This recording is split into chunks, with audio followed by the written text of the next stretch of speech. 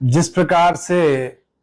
सरकार लगातार पंचायती राज और स्थानीय निकाय के चुनाव को डेफर करती रही, लेकिन अंततः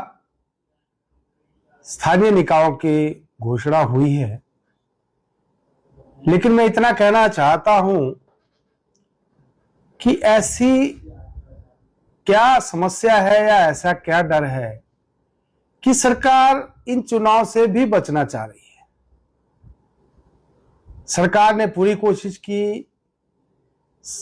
कि इन चुनाव को स्थगित किया जाए, कोई ना कोई बहाना ढूंढते रहे, कोर्ट की भी आड़ लेने का प्रयास किया, लेकिन अंततोगत्वा चुनाव करवाने पड़ रहे हैं और लोकल बॉडीज की घोषणा भी हो चुकी है। और यह बात स्पष्ट भी है कि चारों नगर निगमों में या जो 25 हमारी नगर परिषदें हैं या 22 हमारी नगर पंचायतें हैं, कांग्रेस का सुपड़ा साफ होने वाला है। जनता तैयार बैठी है, इस घड़ी का ही इंतजार कर रही है। और अब जब 17 मई को नगर पंचायत और नगर परिषद के नतीजे आएंगे, क्योंकि नगर निगम का नतीजा 31 मई को आएगा, लेकिन ये बात स्पष्ट हो जाएगी कि कांग्रेस की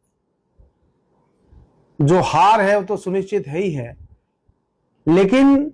इस हार को टालने का उन्होंने भरसक प्रयास किया, लेकिन अब ज्यादा दिन और बचने वाले नहीं हैं।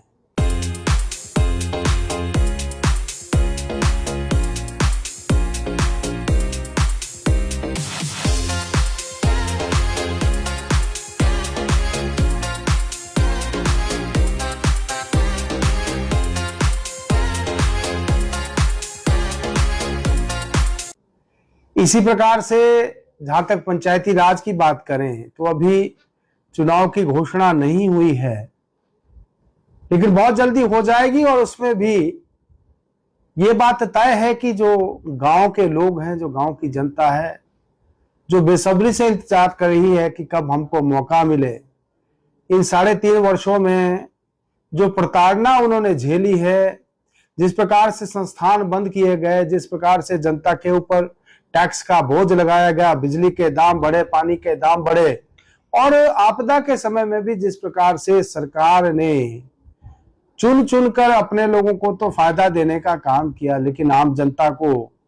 उनकी सुध लेने का उनके पास समय नहीं था, तो जनता उसका भी बदला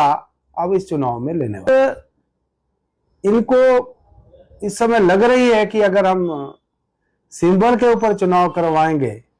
तो उससे तो स्थिति एकदम स्पष्ट हो जाएगी। इसीलिए ये बचना चाहते हैं और ये इस बात को शो करेंगे कि जो जीता उनका जीता। लेकिन आज की जनता बहुत जागरूक है, बहुत समझदार है और निश्चित रूप से इस चुनाव में बता देगी कि जिनके साथ जिस प्रकार से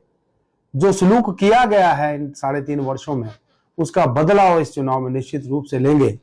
और अभी तो ज्यादा समय नहीं बचा, अगला चुनाव भी हमारे सामने ही है और 2027 में तो समूल कांग्रेस पार्टी को उखाड़ कर फेंकने का काम इस प्रदेश की जनता करने वाली है।